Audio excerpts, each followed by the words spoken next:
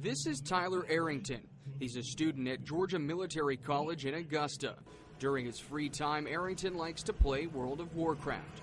It's a multiplayer game with plenty of fantasy violence. And you're not, confined to real life. You can open up so many doors to your imagination and just express yourself through a fantasy world where there's no real life consequences.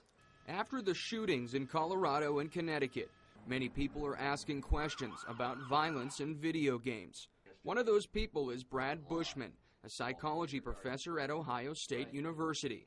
He recently conducted a 3-day study on college-age students who play violent video games. After a 20-minute gaming session, Bushman and other researchers had the students compete against each other. And the winner gets to blast the loser with loud noise through headphones. And the noise is a mixture of noises that most people really hate, like fingernails on a chalkboard, dentist drills, sirens, all mixed together. Bushman says that the students who played violent games were more hostile and aggressive towards the losers.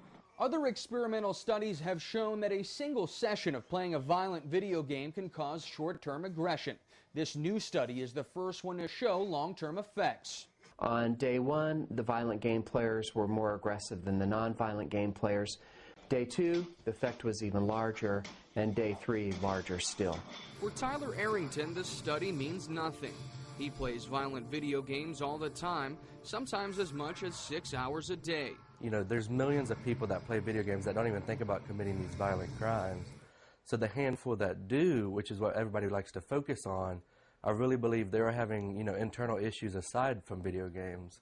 Arrington says that in some ways the gaming world is a relaxing place to go to. You can come to the video game, express yourself, release your stress and anger on the video game where you're not taking it out on anybody in real life. But Bushman's study says otherwise. These games also decrease helping behavior, and they decrease feelings of empathy and compassion for others. They make people numb to the pain and suffering of others. But either way, Arrington says that gamers need to be able to tell the difference between what's real and what's not. And the issue really starts at home. It's up to the parents to be a parent in their kid's life and tell their kid if they're not mature enough to play a rated M game, then they don't need to play it. In Augusta, Mike Miller, WJBF, News Channel 6. Be advised, hostile UAV incoming.